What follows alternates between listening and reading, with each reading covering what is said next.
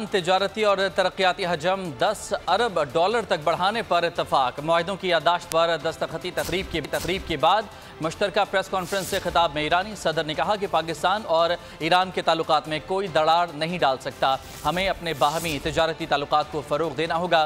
फ़लस्तीन के मामले पर सलामती कौंसिल नाकाम हो गई। वज़ीर आज़म शहबाज शरीफ का कहना था कि पाकिस्तान ईरान में मजहब, तहजीब, सिक्योरिटी ताउन पर गुफ्तगू हुई। ईरानी सदर इब्राहिम रईसी ने कहा है कि फ़लस्तीन में जारी इजरायली जाहिरियत का खात्मा जरूरी है। सलामती कौंसिल गजा के मामले पर अपनी जिम्मेदारियां अदा नहीं कर रही। I say salam and greetings to the great people of Pakistan who all the times come to the streets in different cities of Pakistan and call for the freedom of Al-Quds al-Sharif and the great people of Pakistan who all the time defend right and justice. तकरीब से खिताब में वज़ीर आज़म शहबाज शरीफ का कहना था कि ईरानी सदर को देखकर हमारी आंखें ठंडी और दिल खुश हुआ।